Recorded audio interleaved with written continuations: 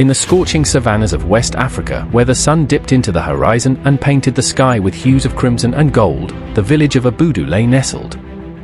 It was a village like many others, with mud-thatched huts and dusty pathways, but its people were known for their bravery and strength in battle. For generations, the people of Abudu had lived in peace, their days filled with farming, hunting, and trading.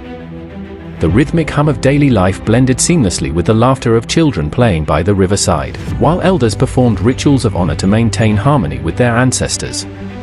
But as the years passed, the winds of war began to blow, and the village found itself caught in the midst of a brutal conflict. The enemy came from the north, a ruthless army led by a warlord named Boko. Their march was like a plague sweeping across the land, leaving villages burning in their wake. Boko's army was known for its cruelty, leaving destruction and death in its wake. No survivor could recount their horrors without trembling. They were an unstoppable force, fierce and unrelenting. The people of Abudu knew they had to defend themselves, and so they prepared for battle. Men, women, and even the youth armed themselves, sharpening spears and fortifying their defenses. Their leader, a wise and fearless warrior named Jaga, rallied the villagers and formed a plan to defeat the enemy. Standing atop a hill, Jaga spoke to his people with words that stirred their spirits. The day of the battle arrived, and the people of Abudu stood ready, their spears and shields at the ready. The morning air was heavy with tension, and the savannah was eerily silent except for the rustling of the wind. Boko's army approached, a sea of warriors stretching across the horizon. Their war cries echoed like thunder, sending chills through the defenders of Abudu.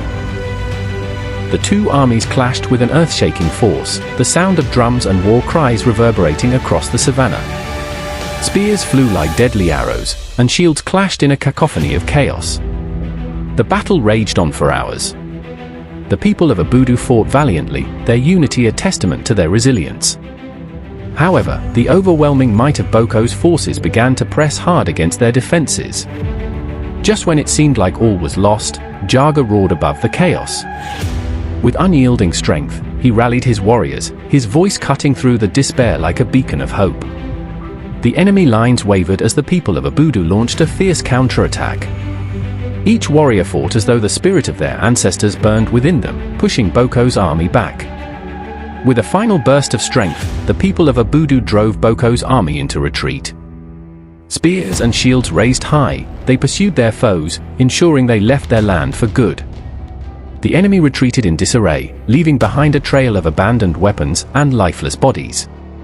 The savannah, once peaceful, bore the scars of a battle that would not be forgotten. The people of Abudu cheered, their voices echoing across the savannah. Their victory was hard-fought and well-deserved, a testament to their bravery and unity. Jaga stood tall amidst his warriors, his chest heaving with exhaustion. Despite the blood and dust that covered him, his proud smile shone brightly. He had led his people to victory.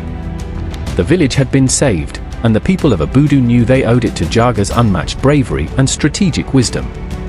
The savannah wind carried their chants of his name into the horizon. From that day on, Jaga was hailed as a hero. His name became synonymous with courage and strength, and his story was told around fires for generations as a symbol of hope and perseverance.